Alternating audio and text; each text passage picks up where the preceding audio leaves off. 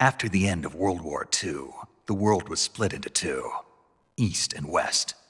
This marked the beginning of the era called the Cold War.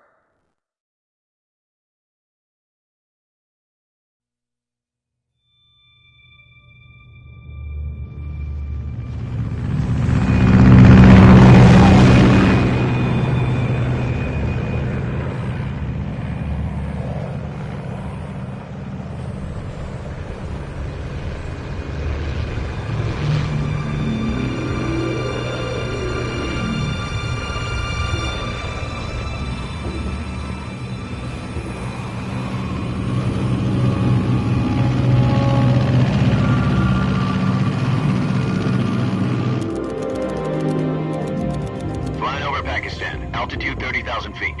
Approaching Soviet airspace.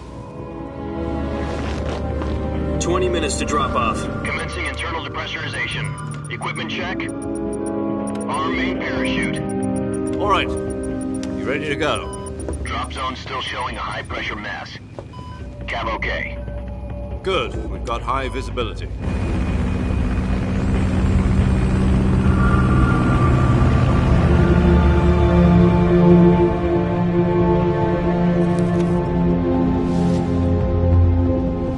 Put out that cigar. Connecting oxygen hose to interior connector. Put on your mask.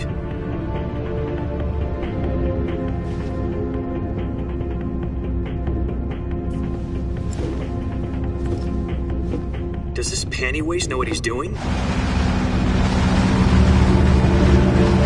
Approaching release point. 10 minutes to drop off. Hey, are you deaf? He said put out the cigar and put on your mask.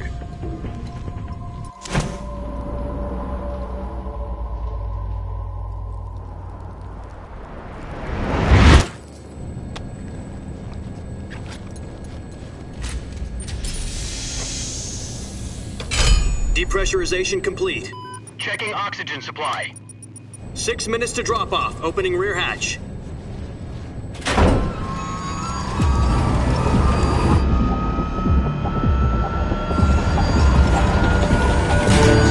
Sunrise.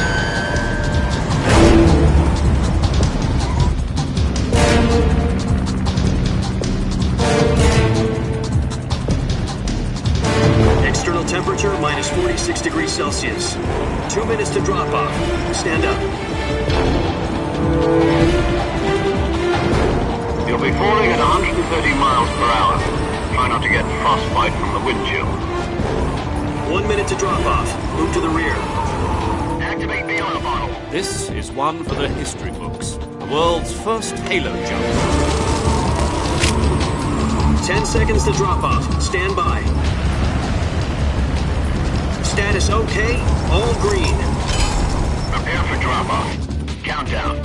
5, 4, 3, 2, 1. Spread your wings And fly. God be with you.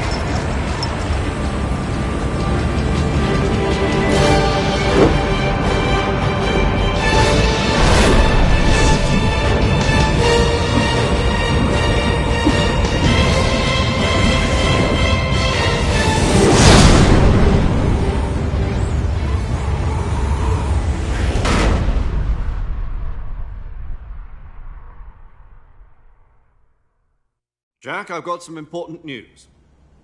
The head of the CIA has finally given us the green light for the virtuous mission. Virtual mission? No, the virtuous mission. The future of our Fox unit depends on it. If it succeeds, we'll be officially organized into a unit. Virtuous mission? Sounds like some kind of initiation ritual. You know, don't get cocky. This isn't a training op. Right. So what exactly is this wonderful mission? Well, about 2 years ago, a certain Soviet scientist requested asylum in the West through one of our moles. His name is Nikolai Stepanovich Sokolov.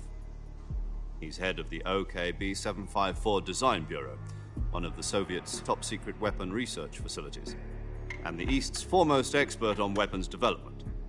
Sokolov? Isn't he that famous rocket scientist? The very same. On April the 12th, 1961, the Soviets achieved the first manned spaceflight in history. The Earth was blue, but there was no God. Well spoken.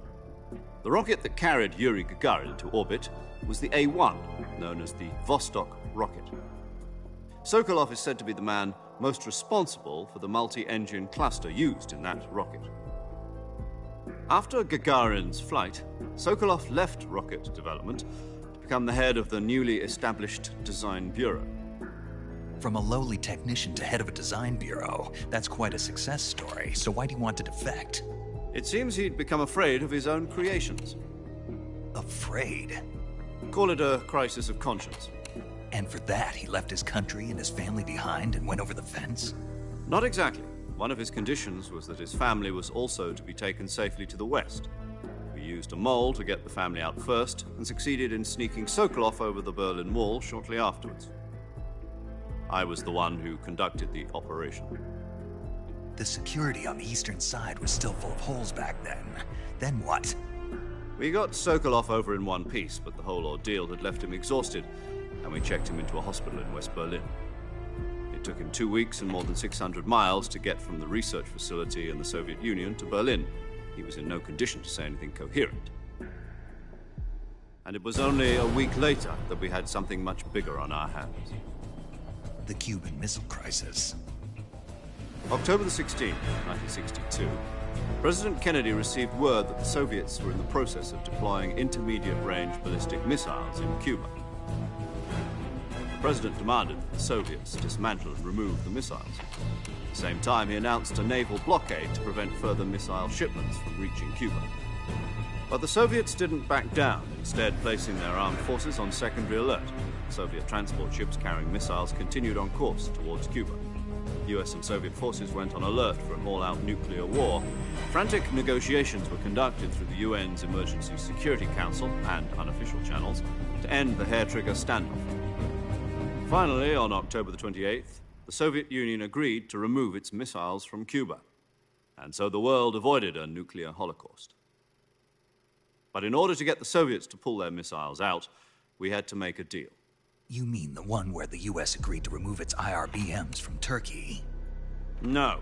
The Jupiter IRBMs deployed in Turkey were obsolete, and we were going to get rid of them anyway. They had no strategic value whatsoever to either the US or the Russians. The Turkey deal was a ruse, a cover story that was fed to the other intelligence agencies around the world. So what did the Russians really want? Sokolov. They wanted us to return Sokolov. You mean the Soviets pulled out of Cuba just to get their hands on Sokolov? That's right. What the hell was he working on? At the time, we had no idea. We were running out of time. It was either give up Sokolov or risk full-scale nuclear war. In the end, we had no choice. President Kennedy gave in to Khrushchev's demand. The next day, I got Sokolov out of the hospital, handing him over to agents on the eastern side. Sokolov kept on screaming, "Save me," until he disappeared from my sight.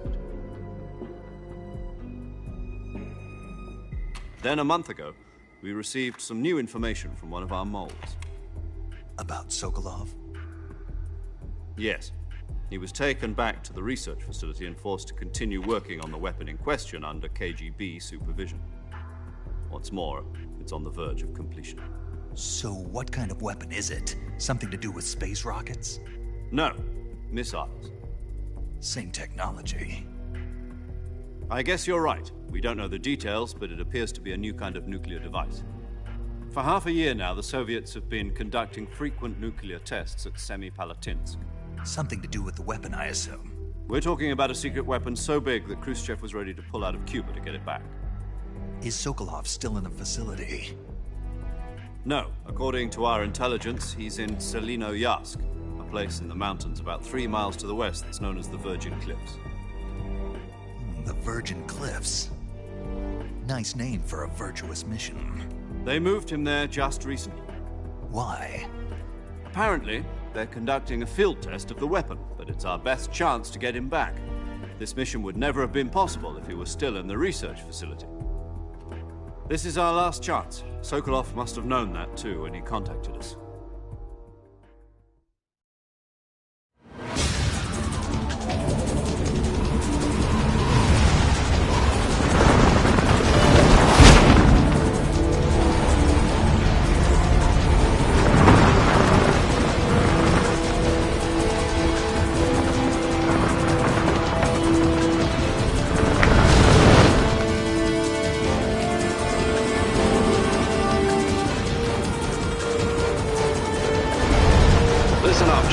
Your mission is to infiltrate Selino Yask in the Soviet mountains, ensure the safety of Sokolov, and bring him back to the West.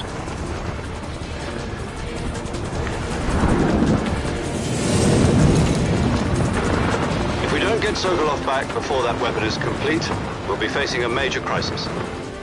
The clock is ticking.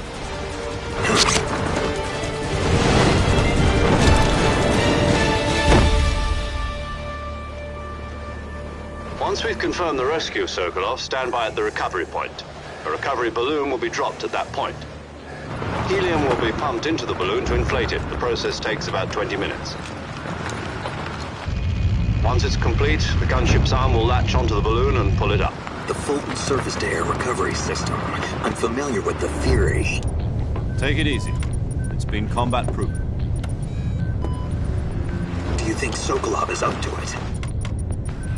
The shock will be less than during a parachute jump, and the arm can handle up to 500 pounds. So you're planning on going over the border in a single combat talon? She's equipped with two 6-barrel 20mm Vulcan cannons, as well as two 40mm machine guns. Sounds like she could hold her own against a battalion of tanks. Even with the fuel in the reserve tank, we're facing a 4-hour time limit. If all goes well, it shouldn't take more than a few hours. Home in time for dinner. But if anything goes wrong, you'll be eating dinner, breakfast, and all the rest of your meals in the jungle.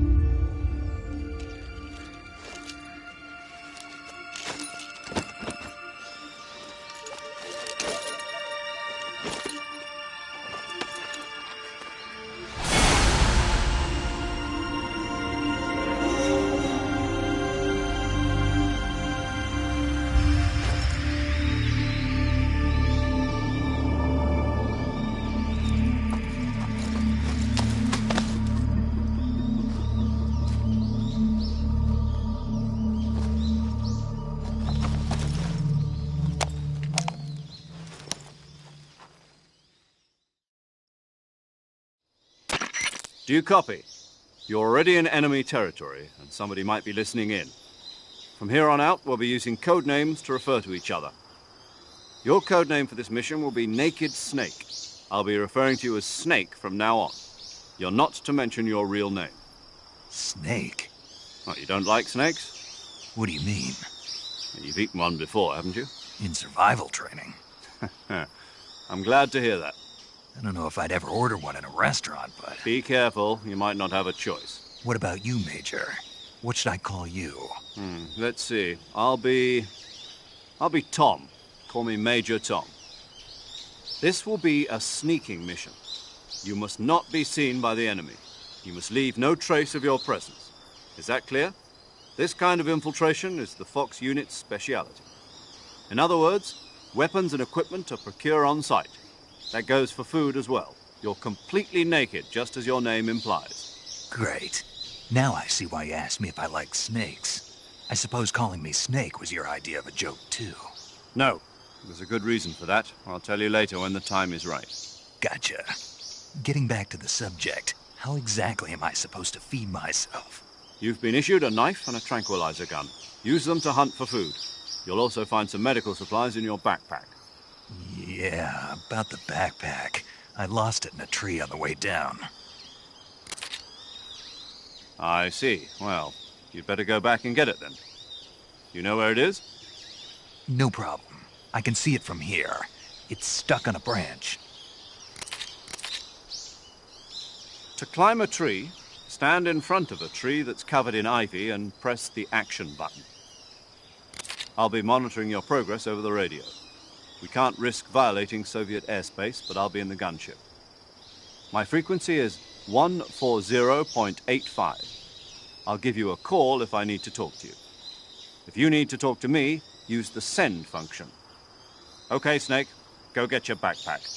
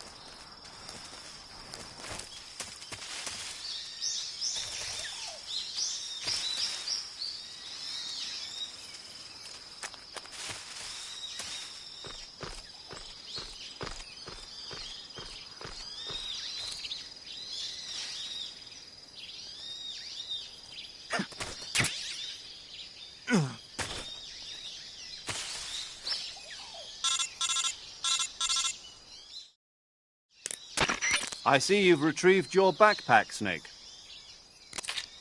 To equip a weapon, it's necessary to take it out of your backpack. In the survival viewer, choose Weapon from the backpack. Your available weapons will be displayed in a window in the upper left. From that list, choose the weapon you want to equip and press the Enter button. For other equipped items, just do the same thing from Item. Got it. Use the survival viewer backpack. Yep, that's right. Survival is fundamental to this mission. After you've been out in the field for a while, your stamina will start to drop. If your stamina gets too low, it'll affect your performance. You won't be able to shoot accurately, for example, and your wounds won't heal as smoothly. Keep an eye on your stamina so you don't run out. To recover lost stamina, you can hunt for local flora and fauna.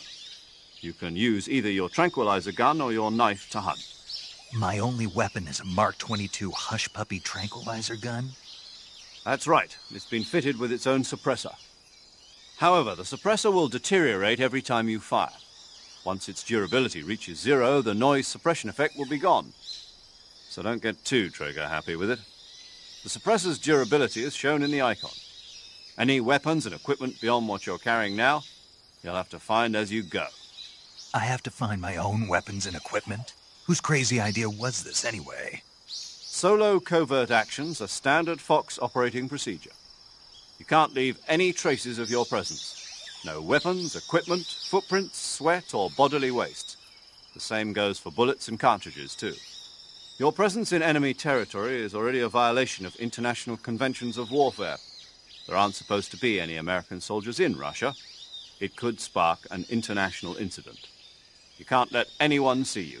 You can't let the enemy know you're there. This is a stealth mission. You're a ghost, Snake, in every sense of the word. And there'll be no rescue if you're captured. The military and US government will deny any involvement in the affair.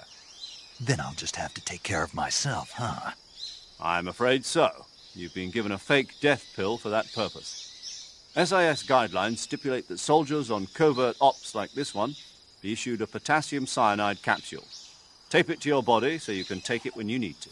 How generous of you. Use it if you're taken prisoner by the enemy. It'll send you into a state of false death for a short time. Fooling them into thinking that I'm really dead. So, how do I come back to life? Just take the revival pill. You mean that thing they put in my tooth before the mission? That's the one. But be careful. If you remain in a state of false death for too long, nothing will be able to bring you back. Remember that. I'll keep it in mind. You said this was a solo mission, right? Right. I guess that means I can't count on any reinforcements. Correct. The mission rests entirely in your hands. A real one-man army. Relax. There's a support team ready to back you up over the radio. Who? I'll introduce them to you. This time, survival is of utmost importance. The first member of the support team will be in charge of monitoring your physical condition, acting as a medic, so to speak, as well as recording your mission data. She's a member of Fox as well, and she's here on the gunship with me. She? Hello, Snake. I'm paramedic. Nice to meet you. Paramedic. As in a medic who comes in by parachute. Aren't you going to tell me your real name? Are you going to tell me yours, Mr. Snake? My name, huh? It's John Doe. And they call you Jack for short. You're a regular Captain Nemo. A name means nothing on the battlefield.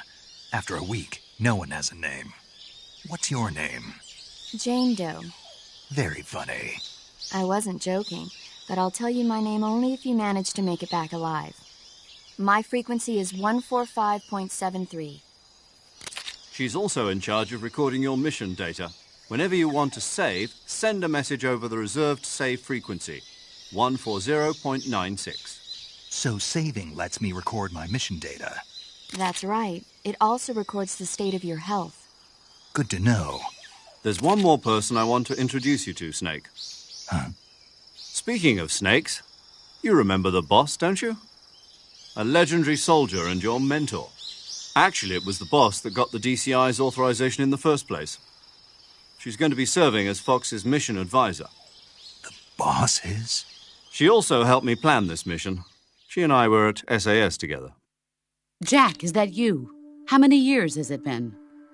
Boss? That's right. It's me. Oh. Talk to me. Let me hear your voice. It's been 5 years, 72 days, and 18 hours. You've lost weight. You can tell just by the sound of my voice. Of course I can. I know all about you. Really? Well, I don't know anything about you. What's that supposed to mean? Why'd you disappear on me all of a sudden? I was on a top-secret mission. You didn't need me anymore. But there were still so many things I wanted you to teach me. No, I taught you everything you needed to know about fighting techniques. I taught you all I could. The rest you needed to learn on your own. Techniques, sure, but what about how to think like a soldier? How to think like a soldier? I can't teach you that. A soldier needs to be strong in spirit, body, and technique. And the only thing you can learn from someone else is technique. In fact, technique doesn't even matter. What's most important is spirit. Spirit and body are like two sides of a single coin. They're the same thing. I can't teach you how to think. You'll just have to figure it out for yourself. Listen to me, Jack. Just because soldiers are on the same side right now doesn't mean they always will be. Having personal feelings about your comrades is one of the worst sins you can commit. Politics determine who you face on the battlefield. And politics are a living thing. They change along with the times. Yesterday's good might be tomorrow's evil. Is that why you abandoned me? No, it had nothing to do with you. I already told you, Jack. I was on a top-secret mission. A soldier has to follow whatever orders he's given. It's not his place to question why. But you're looking for a reason to fight. You are a natural-born fighter, but you're not quite a soldier. A soldier is a political tool, nothing more. That's doubly true if he's a career soldier. Right and wrong have no place in his mission. He has no enemies and no friends. Only the mission. You follow the orders you're given. That's what being a soldier is. I do whatever I have to get the job done. I don't think about politics. That's not the same thing. Sooner or later, your conscience is going to bother you. In the end, you have to choose whether you're going to live as a soldier or just another man with a gun. There's a saying in the Orient, loyalty to the end. Do you know what it means? Being patriotic. It means devoting yourself to your country. I follow the president and the top brass. I'm ready to die for them if necessary. The president and the top brass won't be there forever. Once their terms are up, others will take their place. I follow the will of the leader, no matter who's in charge. People aren't the ones who dictate the missions. Then who does? The times. People's values change over time, and so do the leaders of a country. So there's no such thing as an enemy in absolute terms. The enemies we fight are only enemies in relative terms, constantly changing with the times. As long as we have loyalty to the end, there's no point in believing in anything, even in those we love. And that's the way a soldier's supposed to think? The only thing we can believe in with absolute certainty is the mission, Jack. All right, but do me a favor. What is it? Call me Snake. Snake? Oh, right. Your codename is Snake. It suits you well. That's right. The legendary unit that the boss put together during World War II was a snake. The Cobra unit, a group of heroes that brought the war to an end and saved the world. As long as you've got a legendary hero backing you up, you'll be fine. Isn't that right, Snake? Yeah. I can't think of anyone else I'd rather have with me. Oh, and one more thing, boss. Yes? It's good to hear your voice again. Same here. After all, who knows if either of us will make it out alive? Snake, you are always best at urban warfare and infiltrating buildings. But this is the jungle. Survival is going to be key. Those CQC techniques I taught you are sure to come in handy. CQC? Close quarters combat, huh? I've been in the Green Berets for the past few years.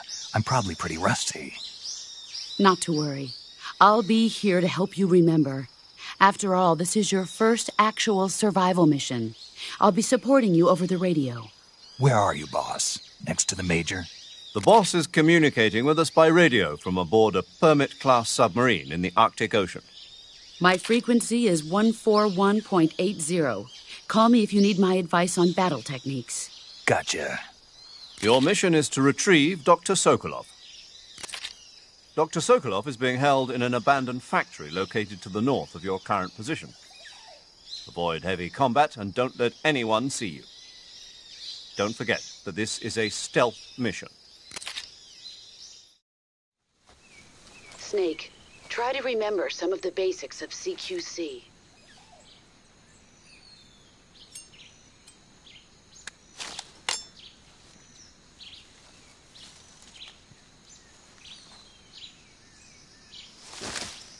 Commencing virtuous mission now.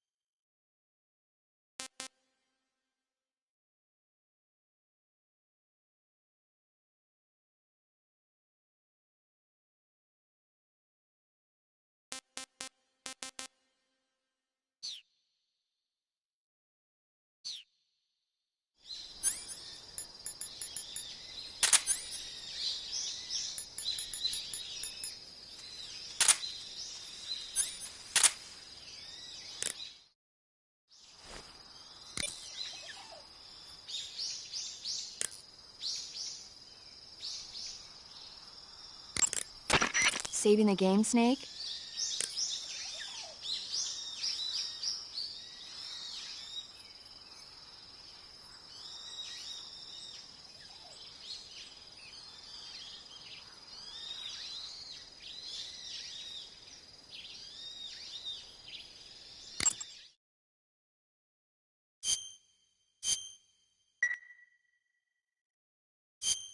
Hey, Snake, you ever heard of Godzilla, King of Monsters? No, what is it? It's a movie. You haven't seen it? Nope. It's about this monster called Godzilla, who grows to an enormous size in a nuclear test and goes on a rampage in Tokyo. Nuclear test, huh? Then the Marshall Islands must be crawling with giant monsters right about now. It's just make-believe. Maybe that's why my pants have been so tight lately. Snake, it's a movie, not a report out of Los Alamos. I know. So then what happened? Godzilla is immune to all weapons, and humanity has no way to stop the monster. Dr. Shirazawa develops a new type of weapon, but meanwhile, Godzilla is getting closer and closer to Tokyo, obliterating everything in its path. It was originally a Japanese movie, but they made an American version, too. I recommend seeing the original Japanese one if you ever get the chance. It's mostly mindless fun, but it's also got a serious anti-nuke message as well. Where can I see the original? You'll just have to go to Japan. Really? That's too bad. Well, if you wait 40 years, you might be able to see it in America, too. Why's that? 2004 will be Godzilla's 50th birthday. You think they're still going to be making Godzilla movies then? Of course! Everybody loves Godzilla. You sure know a lot about movies. I don't suppose you're the movie-watching type, are you? Not really. Okay, then I'll tell you everything I know. When the going gets tough, movies can save your life. It's always good to be able to look at things from a different perspective when you get in a jam. That's the magic of movies. No kidding. Well, I guess it might at least make a nice distraction. That's the spirit, Snake. Have a little fun.